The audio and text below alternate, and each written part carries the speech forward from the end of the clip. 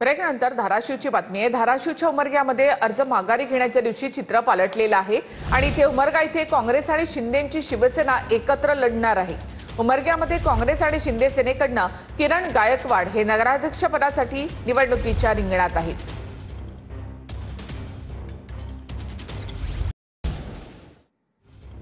SCBC आरक्षणाच्या विरोधातील याचिकेवर हायकोर्टात सुनावणी सुरू। आरक्षणाविरोधातील वकिलांचा युक्तिवाद सुरू आहे। आरक्षणाविरोधात याचिका करणाऱ्या याचिकाकर्त्यांचे वकील संचेती यांचा युक्तिवाद सुरू आहे। न्यायमूर्ती रवींद्र घुगे आणि इतर 2 न्यायाधीशांसमोर सुनावणी सुरू आहे।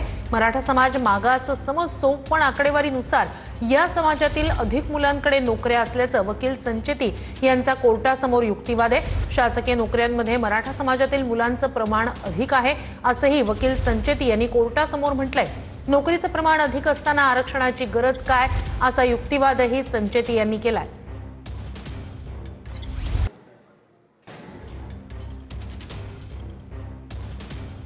ही दृश्य आपण पाहतोय नेरुळमधली। या ठिकाणी मंत्री गणेश नाईक यांच्या हस्ते नेरुळमधल्या छत्रपती शिवरायांच्या पुतळ्याचं अनावरण होत आहे। याच कार्यक्रमासाठी म्हणून शिंदे हजर राहणार अशी माहिती समोर आलेली होती।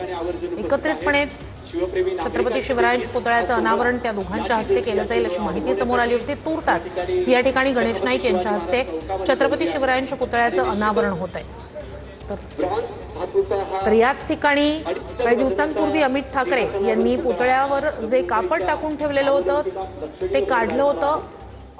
पुतळा झाकून ठेवलेला होता आणि तो पुतळ्यावरचं ते कापड काढलं होतं। त्याच प्रकरणी अमित ठाकरे यांच्या विरोधात गुन्हाही दाखल झाला, त्यांना नोटीसही बजावण्यात आली। तर गणेश नाईक यांच्या हस्ते छत्रपती शिवरायांच्या पुतळ्याचं अनावरण होत आहे। त्यांच्यासोबत आमदार मंदा म्हात्रे सुद्धा उपस्थित आहेत।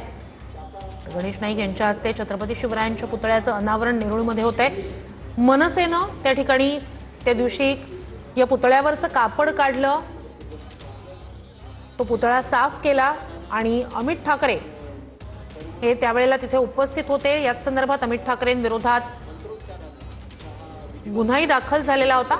मनसेच्या या पावित्र्यानंतरच सरकारला हा पुतळा अनावरणाचा निर्णय सरकारनं घेतला असं मनसेकडून सांगितलं जाते। अधिक या सगळ्या संदर्भात जाणून घेऊया आपले प्रतिनिधी गणेश थोरात यांच्याकडून। गणेश, या ठिकाणी दृश्यांमध्ये दिसत आहेत गणेश नाईक, त्यानंतर मंदा म्हात्रे, मात्र या ठिकाणी शिंदे येणार, एकत्रितपणे त्यांच्या हस्ते उद्घाटन होणार, अनावरण होणार अशी माहिती समोर आली होती। काय अपडेट्स आहेत? पाहिलं तर नवी मुंबई या ठिकाणी नेरुळ या ठिकाणी भव्य दिव्य असा छत्रपती शिवाजी महाराजांचा अश्वारूढ असा पुतळ्याचं इथं शुभारंभ पार पडणार आहे। मात्र त्यासाठी पाहायला गेलं तर प्रमुख उपस्थितीमध्ये उपमुख्यमंत्री एकनाथ शिंदे यांचं नाव होतं, मात्र ते कुठे अनुपस्थित या ठिकाणी दिसून येते। त्यांच्या शेड्यूलमध्ये देखील त्या ठिकाणी हा कार्यक्रम नसल्याचं समोर आलं। मात्र नवी मुंबई महानगरपालिकेच्या वतीने हे त्यांना आमंत्रित केलं होतं। मात्र या आमंत्रणामध्ये पाहिलं तर राज्याचे वनमंत्री या ठिकाणी आता गणेश नाईक देखील उपस्थित झाले आहेत। तसेच भाजपचे आमदार मंदा म्हात्रे हे देखील या कार्यक्रम सोहळ्यासाठी उपस्थित झाले आहेत। पाहायला गेलं तर आता कुठेतरी युतीमध्ये पुन्हा एकदा मतभेद दिसून येतात का हे समोर आलेलं आहे। मात्र या अगोदर पाहायला गेलं तर अमित ठाकरे मंत्री नेते यांनी या पुतळ्याला पूर्णतः साफसफाई करून या ठिकाणी उद्घाटन करण्यात आलं होतं। त्यामुळे कुठेतरी आता छत्रपती शिवाजी महाराजांच्या नावाखाली पुन्हा आता राजकारण होताना आपल्याला नवी मुंबईमध्ये पाहायला मिळतं। मात्र सर्वांचं लक्ष लागलं होतं ते नवी मुंबईतील नेरुळ या छत्रपती शिवाजी महाराजांच्या या पुतळ्याचं उद्घाटनासाठी कुठेतरी राज्याचे उपमुख्यमंत्री एकनाथ शिंदे येणार होते। मात्र एकनाथ शिंदे यांची अनुपस्थित असल्यामुळे कुठेतरी आता वनमंत्री गणेश नाईक यांच्या नवी मुंबईतील बाले किल्ल्यामध्ये हा छत्रपती शिवाजी महाराजांचा पुतळा उभारण्यात आला आणि त्याचं उद्घाटन प्रसंगी स्वतः ते गणेश नाईक आता उपस्थित झाले आणि आमदार मंदा म्हात्रे हे देखील उपस्थित आहेत। पालिका आयुक्त कैलास हे देखील या ठिकाणी उपस्थित आहे। पाहायला गेलं तर कैलास शिंदे पालिका आयुक्त यांनी अनेकांना या पत्रिका दिल्या होत्या आणि त्याच्या पत्रिकेमध्ये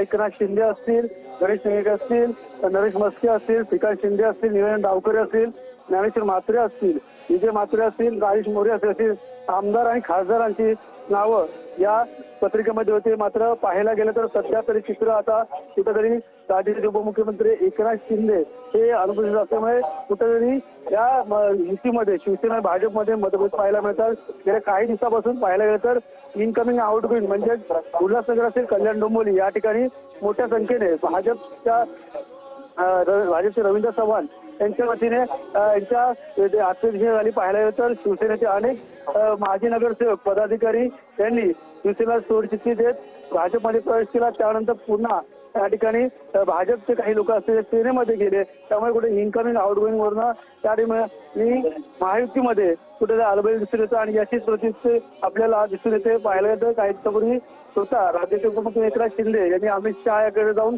तक्रार केल्याची देखील माहिती समोर आली होती. मात्र पाहायला गेलं तर अशा स्थानिक स्वराज्य संस्थेच्या निवडणुका देखील आता आहेत आणि त्यातच आता महायुतीमध्ये आपल्याला मतभेद पाहायला मिळत आहे. आता थोड्याच वेळात या ठिकाणी पाहायला गेलं तर छत्रपती शिवाजी महाराज यांच्या या पुतळ्याचं अनावरण सोहळा पार पडणार आहे. त्यासाठी अनेकांची उपस्थिती, शिवप्रेमींची देखील उपस्थिती आहे.